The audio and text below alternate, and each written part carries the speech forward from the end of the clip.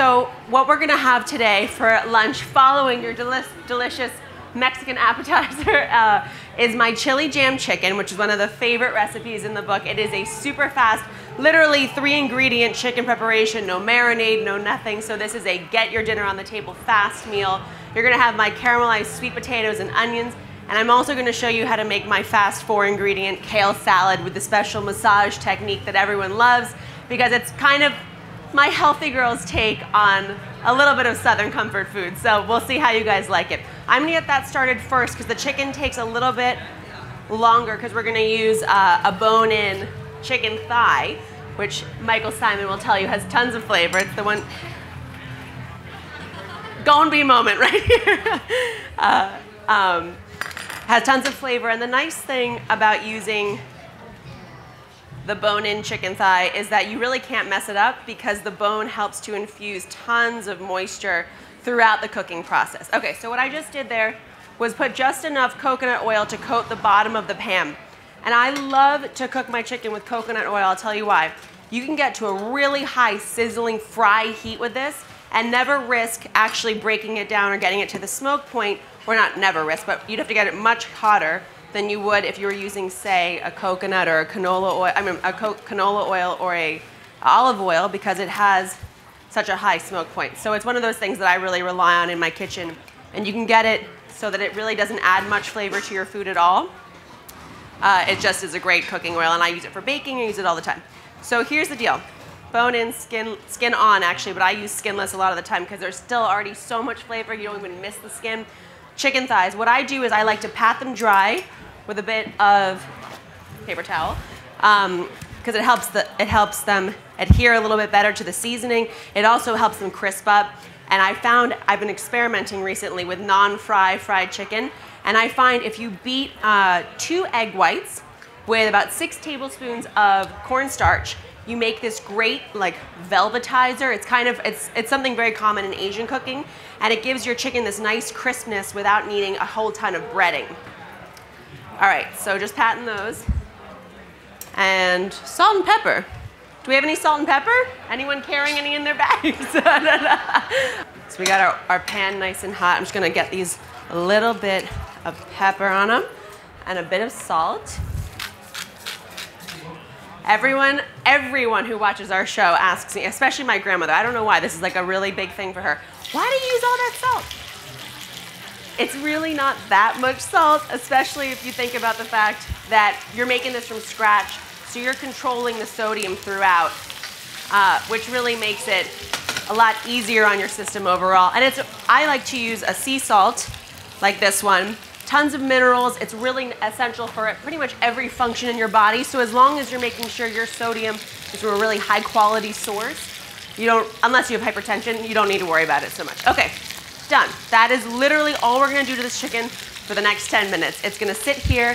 It's gonna fry up on the skin side down first. Oh, okay, perfect. Thank you. And after it goes here in the pan for about 10 minutes, I'll flip it. It'll go another 6 to 10 minutes, depending on how thick your cuts are on the other side. And then I'm gonna show you, I add a sweet chili jam to this that really takes all the work out of, it takes the marinade step away, it takes any kind of sauce preparation step away, because what it does is it creates this kind of just sweet enough, a little bit of heat, glaze that goes on, crusts the chicken, and I even add some sesame seeds sometimes, which gives it an even better crunch. While that's going, I'm gonna show you how to do this sweet potato, caramelized sweet potato and onion step of the process. So, just wanna make sure we don't cross-contaminate here. What I have here is probably a small sweet potato, about this size. You want to get 2 or 3 of these, and that'll feed a whole family of 4. And all I've done here is all the lovely people back there have done, I haven't really done this yet, have done for us is just cube them up into about 1-inch cube pieces. One of the cool things about sweet potato, and the reason I like using this so much more than a regular potato, is obviously it has a ton of nutrients the white potato would not. Any red, orange, yellow colored vegetable like this, we're talking beta carotenes that are great for your eyes and skin. We're talking carotenoids, great for protecting every cell in your body. Tons of nutrition, but also if you just give the skin a scrub with a regular old produce brush, you can eat the skin. So you don't even need to bother cutting that up if you don't want to. So that goes into a bowl with a little bit of coconut oil. Again, using my spoon. For this size, you want probably about a teaspoon of coconut oil. And you want some maple syrup, of course, just for that hint of sweetness. And again, you know, those of you who know something about the way I like to cook, I'm not saying no to sweeteners. I'm not saying no to fats. I'm not saying no to salt. I'm saying yes to really high quality versions of those things and saying yes to using them in moderation so you get the most value for the calories that you're consuming where your body really knows how to process them. One of the things that we run into is when we're eating a ton of processed foods, the calories that are coming in, even if it's 500 calories, they're empty calories. They're not getting any nutrition in your system. Your body doesn't know how to process them. Your body doesn't recognize any of that nutrition. So what does it tell you to do? Your body's really smart. So say it needs energy. Say it wants some sugar. And you eat a sugar-free candy bar or a sugar-free nutrition bar. Well, your body says, I don't see any sugar in here. What are you talking about? There's no sugar. So it tells you to keep eating. Keep eating, keep eating till I get the sugar that I want. I told you I wanted sugar. Keep eating, keep eating. So it really tricks you, which is why you can run into these problems where if you're eating a lot of sort of dietary foods, you end up consuming more calories than you ever would if you were eating really high quality food to begin with. That, yeah, could be full fat. It could be full of, you know, not full of sugar, but have some sugar in it. But your body's much better off in the long run. So I'm going to lower this to a medium heat. I'm actually going to take it off a little bit because it's spitting at me. And I'm just going to toss these potatoes together with our coconut oil, our maple syrup, a little bit of salt, a little bit of cracked pepper. I love that combination of the sweet with the salt. Carla does it all the time. Actually, she showed us on the show last season that vanilla salt that she makes, where if you have a vanilla bean and you've already scraped the inside out, I know holidays are coming up, everyone's gonna be baking using those vanilla beans. Save the pod and throw it into a blender or a food processor with some regular granulated sugar, and it makes this gorgeous vanilla sugar that you can top on ice cream, you can top it on even some meat preparations, you can use it for cookies. It is delicious. So then a little bit of cinnamon going over here, and you can even do a little cayenne if you like that heat. But this looks good. Toss that up. And in the summertime, I actually love to make this. I'll do a bowl like this with the sweet potatoes. I'll do a bowl just like this with fresh peaches. And it's a great way, especially if you don't get the ripest peaches, to really spruce them up just by roasting them.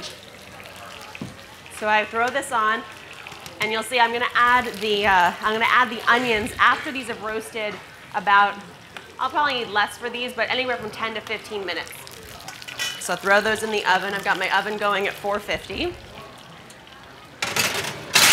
Actually, I need a hot back for this. Chicken's still going strong. Let's check it, see how we're moving. Look at that. That's some nice looking brown right there. This is the other thing that I think is so important to keep in mind. When you're making chicken especially, or any kind of meat, we create more work for ourselves than we need to, because we go in there and we're shaking it and we're trying to futz around and you break the piece of chicken and that doesn't look good. The chicken will tell you when it's done. It will unstick itself, and that's when you know it's ready to flip. Now, one of the other ways to test is you want to cut near that bone, and if any red liquid emerges, it still needs to keep cooking. When you want to cut next to the bone, you want the liquid to run clear. That's how you know it's really ready, and you can make sure you're nice and safe there. Okay, so now for the kale salad while that's all going. Get a nice big bowl, because you will see, just like spinach, all this kale, which is probably 2 heads of kale, is gonna condense down to be just enough for me. Sorry, guys. So all I'm doing here is removing it off of the stem. And a really simple way to do that is, if you want to lie it flat on your cutting board, just slice down with a chef's knife, even a paring knife, super simple. But you just are breaking it off into bite-sized pieces about that big. If it looks a little big to you, tear it a little bit smaller. Another way to do this, although it's a little more painstaking, so when I'm on the run, I kind of just like to do it this way, is you can actually fold the leaf across and then slice it into ribbons. Do you do that? I see you shaking your head. You like it that way? It is so good. And it's so funny because how many people tried kale salad at a restaurant because it's like really fancy and fashionable right now? and it tasted like you were eating like rabbit food. Just yes, yes, like it's the reason it tastes like that is it's so good for you. I mean, we're talking like the biggest nutritional powerhouse readily available to you right now. And you want tons of cruciferous veggies, cancer prevention. That's what it's really the big sort of news point on them. But if you don't massage it, if you don't dress it properly, it just tastes like pure chlorophyll, basically. So what I found is by massaging it and by breaking down some of the fiber with my hands, I can actually get it to absorb some of the dressing better. But I can also get it to taste like something I want to eat regularly, which is huge. I've also started, and my husband doesn't know this, so don't tell him. I've also started putting it into my smoothies in the morning. He can't see that well until he puts his glasses on, so maybe he doesn't know that it's green. It really blends in nicely if you add either frozen cherries or frozen mango to the mix, a little bit of banana. I do a little almond butter. I love to do some almond milk or coconut milk or even yogurt if you have it around. And that with a little bit of lime juice, it is like so good and such an easy way to get nutrition. One of the things that I learned last year, someone had told me this and I was researching on it. If you don't have time to chew, the best thing for you to eat is a soup or a smoothie that you don't have to chew, that you can just absorb, because the chewing process really breaks down the nutrition in an item so that your body can absorb it. And if you're not doing that, it's not doing much good for you. So either chew the way you're supposed to, or consider adding some more really highly nutritious soups and stews and smoothies to your plan. All right, so you can see I've got tons of kale going here. My chicken still looks great. I'm gonna add in these last pieces, and then I'll show you this really easy dressing that we're gonna make. And you can do this, by the way. I like to massage the kale with just a basic mix of olive oil and salt, but once you get the massaging started, you can really get cracking with a Caesar salad dressing. You could do a maple Dijon. You could do like a spicy lime vinaigrette. You could take probably the dressing that Patty showed you. You could add that on here. It'd be delicious. So I'm just gonna take some olive oil. And don't worry, guys, I'm gonna stop talking soon, then we can all talk together. You don't need to listen to me the whole time. Some olive oil and some cracked sea salt. Say it again. Oh yeah. No, I love it sauteed. I mean, look, there's some thoughts on cooking breaking down some of the vital nutrition, but I think if cooking it means you're gonna eat it 3 times a week, that for me is the best, you know? And I love it. I do a brown rice with scallions and some sauteed kale thrown in, even peanuts actually, and there are almonds, delicious. All right, look what I'm doing. I'm wringing this kale's neck. This is, those of you with kids, those of you with like someone you wanna put to work that you don't trust with a knife, this is great. They get in there. And already you can see it's wilting. I mean, it really just wants to drink up this oil. It wants to break down. And you'll see we went from a bowl that was overflowing to a bowl that really is gonna be just enough for probably 4 people. All right. Get your workout in. Dr. Oz would be so happy. Like, all right. So, I mean, you can really stop there or you can keep going. And the nice thing is, the longer you go, the more it will break down, the softer and more tender it will be, the more it will start to taste like your basic romaine, which people are sometimes more comfortable with. All right, so check this out.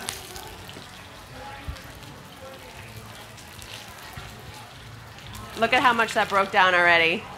See, it really, I mean, that's all it took, 1 minute of massaging. So then what I do is for this really basic recipe, I will add, oh, who started to smell, can you smell those sweet potatoes yet? The cinnamon just hit out of here.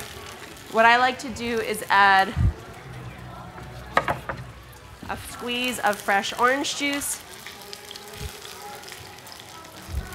catching the seeds as they go. Lemon, thank you, thank you. I'm about 4.5 months pregnant now, and I can't remember anything. I can't speak. I can't. Yay! Thank you. Yeah, no, it's been super exciting, and I love getting not only to learn a ton about, you know, what's best to be eating and how to exercise and how to take care of myself in the best way that's for the baby, but I also have loved being able to share the experience and the journey and the process with my co-hosts, who I don't know if any of you caught the show where I surprised them with it. They had no idea. They were so excited. But also with our viewers. I mean, it's such a special kind of life process, and we are such a family on the show, and our viewers are really that way for us as well. So it's been so fun to get to share that. Lemon on here, olive oil on here, salt on here, pecorino cheese, my undisputed king of cheeses. I don't care what Mario Batali has to say about it.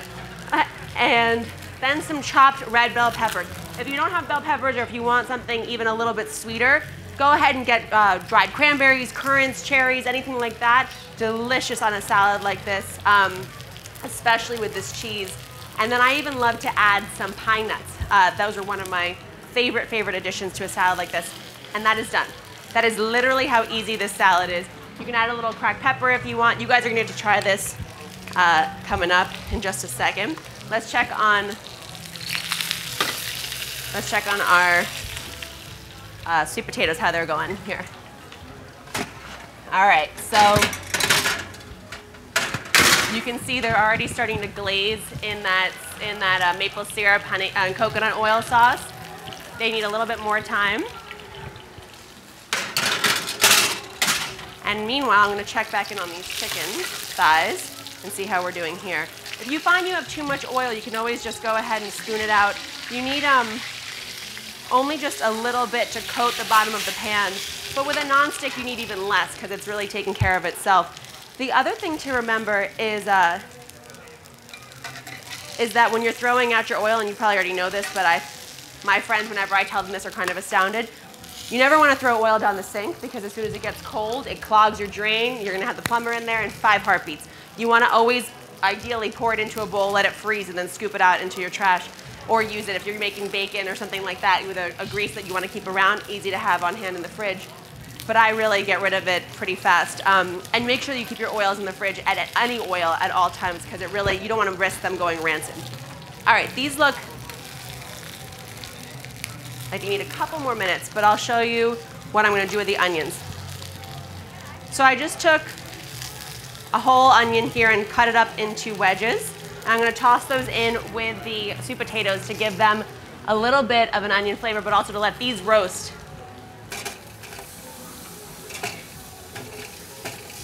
So we have that fun to look forward to. All right, let's finish letting these cook, and you and I can chat about fun things like this book Relish that some of you have in your laps. For me, and those of you who've looked through it can tell, like there are about 80 recipes in it, and they're some of my favorite, the ones that I rely on, that I go to over and over again, especially on the weeknights when I'm trying to get something together pretty quickly. And they're that perfect balance for me of healthy and happy. You know, my big thing is if it's not delicious, I don't care if it's healthy. And I, as someone who lost a lot of weight throughout my adolescence and childhood, and I gained a lot of weight throughout my childhood and then lost a lot of weight in college. I lost about 35, 40 pounds in college, from 180 down to 145, and now we're climbing, yay baby, okay? You know, you really have to think about food, or I did, as someone who loved food and didn't want to give up that love, in a way that was about balance. And it was about, you know, what's the sacrifice I'm willing to make versus what is something that I really crave and want, and if I miss it, I'm gonna feel deprived, and that's not a happy life for me. So this book, the recipes in it at least, are really about that idea of striking that perfect balance between how am I gonna get the sensation, the flavor that I really want without going overboard and risking going back to the weight that I didn't want to go back to again. I never rely on artificial sweeteners, artificial fats. I never rely on artificial additives. I really focus on this idea that cooking from scratch, keeping it simple, but really trying to make that effort makes all the difference, because you can go ahead, like I said at this talk, at the start of the talk, you can really then have a lot more of what you love.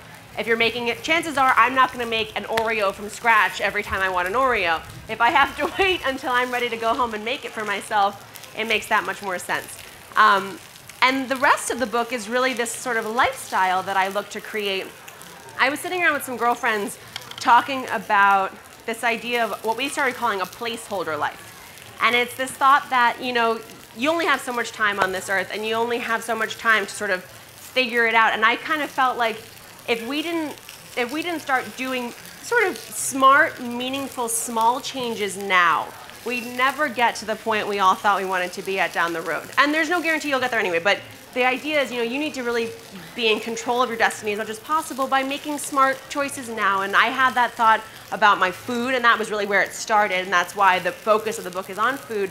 But I also had that thought about my style at my home, my wardrobe, about my relationships with my husband, my family, my friends, and certainly about my career. And those were all things that everyone I was talking to was thinking about. What are the things I can be doing a little bit better, that don't take a ton of effort, that don't really take me away from enjoying my life? And frankly, that I'm not really doing all that much wrong right now. I just want little things to do a little bit better that will make my life significantly more enjoyable for me overall and in the long run. So it really was about, and because I wanted that in my own life, and I really looked to apply all these tips to myself first. I was the guinea pig. These are all the tips and tricks that I developed that made sense for me, that were easy, manageable, fun. Those are my three adjectives that I really tried to focus on. Okay, these are looking beautiful now. Let's go ahead. Did that spoon disappear? Oh man, here we go again. What I have here is a little bit of chili jam. We're using Suzanne's Kitchen. I love one from what is it called? Sweet Fire jelly, I think it is. But you can, if you can't find a sweet chili jam like this, get yourself apricot jam, put some chili flakes in it, heat it up a little bit, let that chili flake steep and make it a little bit spicy, and it'll work great. So I'm gonna spoon about a teaspoon onto each chicken thigh. And then I'm gonna swirl these around and let it do its magic. If you want to add a little more, you can. If you want a little less, you can. This just works great as a way to create a glaze really quickly. I'm going to turn the heat way down here because all I'm looking to do at this point is caramelize the chicken in this little bit of fat that I left at the bottom of the pan and that sweet chili glaze too. Swirling both sides.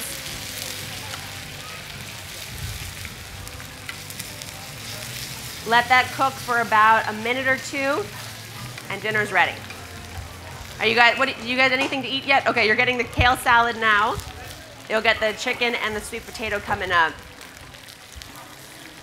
And now I'm ready to let that just sit. I'm gonna let that just caramelize a little bit and it's done. So how about some questions? Anyone watch The Chew? Anyone want to talk about those crazy people I hang out with all the time? You like it, sir? In prison, no kidding. Oh my God, we're on in prison. Oh my God, this is awesome. What's it like when you watch something like that? Is it kind of crazy? Is it, is it? Totally sucks because you can't eat anything. You know what's crazy, actually? We hear from people all the time who watch the show in the gym. And it's like, I'm on the treadmill, I'm watching you guys eat, sweets and chicken and roast beef and whatever else. And it's so funny because there is definitely a form of self-torture in that, but it's, it's entertaining. And it's fun because I think, I can't, tell me if I'm wrong, but I feel like it's so clear how much love and respect we all have for each other on the show. And it happened so naturally, which is the crazy. We didn't know each other at all before we started. And it just clicked. I mean, and Mario always says, he's like, I would never have picked you guys as my bunkmates, but now that we're here, I really like you. Which host do you think you've learned the most from? Oh gosh, it's funny. I think I've learned a lot cooking technique-wise from Michael specifically, because I love the way that he always looks to pair. He'll do like a small portion, or on the show they're often bigger, but in his life he'll do small portions of really high quality meat. But I love that he always pairs sort of like a rich, saturated, fatty piece of something with a light, crunchy, beautifully flavored salad. Like that for me is the perfect world.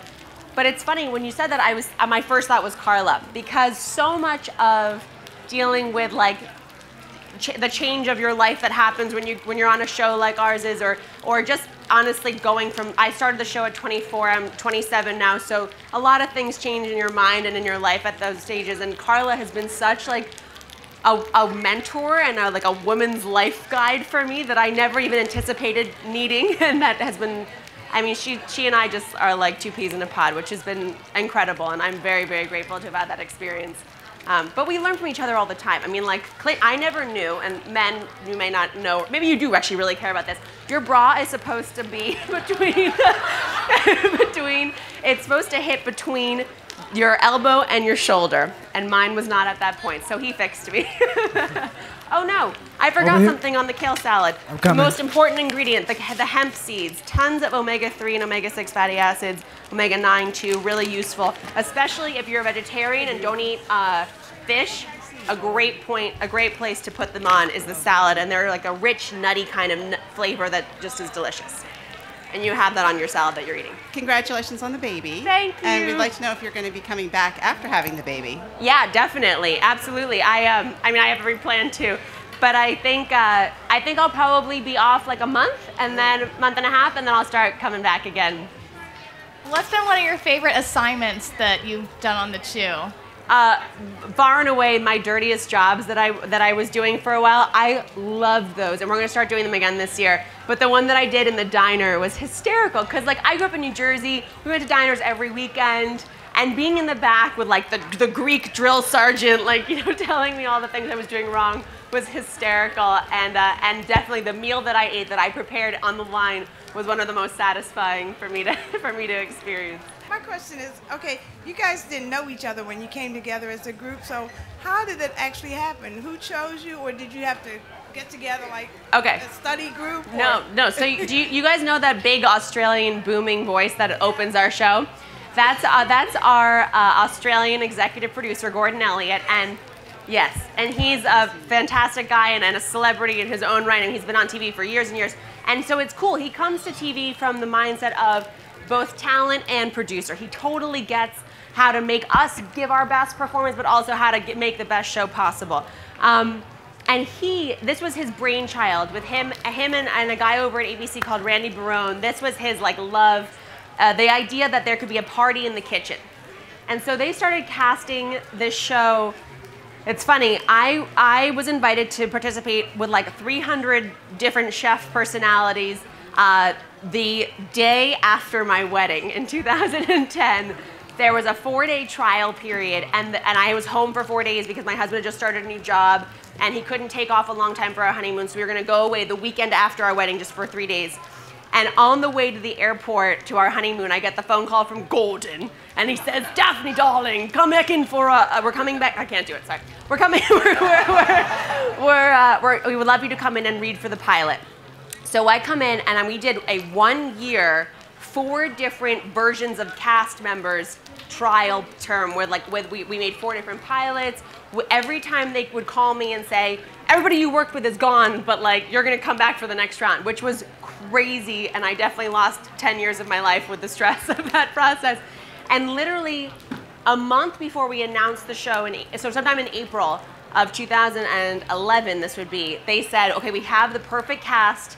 It's gonna be you, Carla Hall, Clinton Kelly, Michael Simon, Mario Batali. Please come in next week, and we're gonna start seeing how you guys like each other." And it just like literally from that first day just made so much sense. I mean, it was just, if you think about it, we're the weirdest pairing of personalities, but we just have so much fun. I noticed you didn't season the onions. Why didn't you season onions? I didn't. You don't need to, even because they're gonna pick up a little bit of the glaze that happens with the sweet potato. And when I make it with the peaches, they're also getting some of the peach juice. What I do when I pull it out is I just salt and pepper a little bit more than. I don't do a ton of pepper before I throw things in the oven because I find it can burn sometimes. So I like to season it right before it comes out with some nice flake salt or something like that. I'm always interested in the people who almost got cast for like movies or television. Yes. Who were the people that were almost cast that didn't make it? Yvette Rios, who was a Chew correspondent for us for a while. She was on our show for 2 seasons. And Danny Boom were 2 of the final people. And then we had a whole bunch of people who came through the doors, but they were 2 of my good friends and people who'd come to the end with us. Okay, I think Carla should have won Top Chef, but I also think she needs to be on Dancing with the Stars. So I am telling all of you, write to ABC tonight when you get home. Make sure that they know that Carla Hall not only needs to be on Dancing with the Stars, but will win Dancing with the Stars. Hi. Hi again. My question is, what is the most memorable moment on the show? I watch it quite a bit. That sticks out. That was the funniest thing that really happened. Or something did not cook the right way. Okay, something that didn't cook the right way. Because I say the funniest moments that stick out in my brain are like Like when Carla fell off the chair, it was so ridiculous. It was just like, and she was so like, it was like one moment she was there, and the moment there was just like a hand, and it was crazy. And then Mario broke the bed, which was just crazy. God, some of the funniest moments with cooking. We've had a couple mishaps where like every now and then, like once a season, Mario and Michael are allowed to try to light something on fire. They're allowed to try to flambe, and it never works, ever. But there's one, there was one show where Michael was trying to flambe and saber a champagne bottle at the same time, which is when you like slice it with a long knife and the whole neck pops off basically. And so he'd been trying to flambe it. Nothing was lighting on fire. He goes to try to saber it. He like thwacks at it 3 times. Nothing happens. He puts it down and he's throwing to break and it explodes. I mean, it was just so crazy. And they deal with it. Like he and Mario especially have just been through so many kitchens in their lives and so many versions of things going terribly wrong where they just have to fake it until they make it and hope people don't notice. That they just handle it with such grace. I mean, it's incredible. But we've had some hysterical. How about when Clinton made the whole montage of all I remember, the song that sticks in my head is I Like Pork Butts and I Cannot Lie, like the Valentine's Day thing. Oh my God, he is so talented. It's ridiculous. I have a cooking question now. Yes. What's the difference between using a regular oil versus like an extra light oil for sauteing? And, okay. I mean, I've always stored oil in dark places. You're saying in the refrigerator now. So the conventional wisdom is definitely to store it in a cool, dark place, and that's fine. All you're trying to do is block the enemies of oil, heat, and light. And I find if I keep them in the fridge, it requires a little bit of thawing just in warm water for olive oil especially, which is annoying, but you're that much less likely to run into rancid wells. If you have a truly cold, dark place, you're fine there. You definitely want to get dark glass or dark plastic. Like sometimes you'll have coconut oil will come in dark black plastic, but dark glass is the best because that again blocks the light from coming in. The difference with certainly with coconut oil between like an extra virgin varietal versus a more processed version is it's just when it comes out. So like extra virgin olive oil is the first pressing. Virgin olive oil is the second pressing of the olives. Processed oil is the later pressing, but it's also been filtered, it's been heat treated, so it's a much more refined version, which means that because it has fewer particles of actual material in it, you can heat it to a higher smoke point, so you notice it won't fume. It also has a much lighter taste, not really a strong taste, but it's also a lot more processed. So it's just a question. I like to go for an extra virgin, but then I very rarely cook on a high heat with extra virgin olive oil. I go for more of a coconut oil because it just naturally has a higher smoke point. But if you need something that has no flavor, then the refined processed version is what you need to get. I just wanted to ask, I've been watching the show since you guys started. I love it. Thank you. But I want to know, is Clinton as much fun as he really seems? Yes, every bit of it. I mean, he is so talented, hysterical. He and Michael have this like big brother, little brother, like rivalry going, which I love. And then, Mario has to slap them both and bring them back down to earth. But and that's what I think you see on the show too. None of us are good actors. None of us are good at faking it. You get exactly what you see when you watch the show, and it's family. So you get some crazy in there, you get some like fighting every now and then, but you also have a lot of love, which has been a joy for us to get to sort of participate in. What are some of the challenges that you face as a young woman working with relatively older professionals in your field? The question was, what are some of the challenges as a young woman working with relatively older, certainly more experienced professionals? And it's certainly something that I think applies across every profession. When you're a novice, and I had this experience with the first couple of jobs that I had, you kind of just, because I did television producing, I did tech startup, I've done like all different kinds of things, and you really need, and I found this, I need to go in and just maintain that like I didn't know anything and I was there to learn everything I possibly could. And I think when you go in with that attitude and you're not there to try to like pretend like you know everything along with everybody else, they just want to help you grow and they want to help and share everything they can. I mean, certainly my castmates have been incredibly generous in offering not only their cooking expertise, but like their life expertise and helping sort of guide me through this process that they never would have done if I hadn't been receptive to it. So that really for me was the biggest thing, just to approach it with this idea that I don't know anything. I'm coming into it totally green, but I'm ready to learn. Will we ever see John on the show? Okay, you can ask him. I've asked him. He is super not into being on TV, which is devastating because he's really cute. But he will be on in still pictures. Every now and then I might get him on like a home video, but I don't think he'll be on the show anytime soon. He and Susie, Mario's wife, are both really shy about that. And you can't push them too much. What'd you say? What? Lizzie. Oh, Lizzie's been on the show a couple times, actually. I guess I missed it. Yeah, no, she's been on the show. I know she was on a couple times last year and at least twice in the first season. But no, every time she comes on, it's hysterical because she just smacks Michael around the whole time. I mean, literally, everything he jokes about with her, like her buying expensive shoes and all this stuff that he loves to joke about, she just lays it all straight. So it's pretty hysterical. Hi, Daphne. Hi. I have 3 little girls, and they absolutely love your recipes. Oh. But I'm trying to get away from genetically modified, like canola oil. Yeah. And so many of my old recipes call for that in baking. And can I substitute coconut oil Totally. for? Okay. Totally. I'm so glad you asked that because canola oil is one of those things that I really only use very sparingly because it's just, unless you're buying organic, it almost always is genetically modified. And even if you're buying organic, it's a really processed oil to begin with. And you can definitely substitute coconut oil in place for that. You could even do a light olive oil if you wanted to, although it has a little bit of a flavor.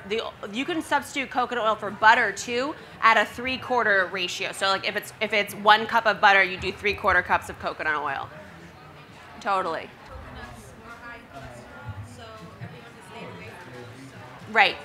Coconut oil, one of the reasons I love to use it actually is it's really rich in the good cholesterol and low in the not so good cholesterol. The other thing is that because it's a fat that your body, it's very similar to the fats that exist in your body naturally, your body processes it very well. So it's great for heart health. It's actually in populations where they eat a lot of coconut oil, so we're thinking like Polynesia, they have really low incidence of obesity, and it's because not only does it help to satisfy you, so like when you cook with fats and when you have good quality fats, you'll notice you don't need to eat as much because fat carries a lot of flavor, carries a lot of depth and calorie intake and nutrition, so your body doesn't need as much. And it actually is very, from all the research I've seen, very safe even if you're worried about cholesterol. One thing you want to avoid is obviously saturated fat, which tropical fruits coconut oil does have. And I'm thinking, probably a tablespoon a day isn't, anything more than that you probably want to stay clear of. Yes?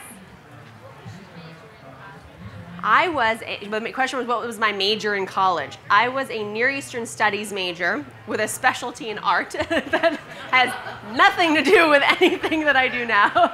I like to think of it as great cocktail conversation, but it's funny because Princeton didn't have a nutrition program. It didn't have like a phys ed program, nothing like that. And after I graduated, I went and did the Institute for Integrative Nutrition. I was much more interested in the idea that food could be medicine. That's why I went and got that natural food chef's degree, because my thought was, look, I decided not to go to medical school. I decided not to have that be my career path because I wanted to treat people or help people treat themselves before they got to the operating table, before they got to the pharmacy counter. And I think that it's a much more empowering way of looking at how much of what you put into your mouth every day really affects what is exposed on the outside, So that's sort of how I approached it.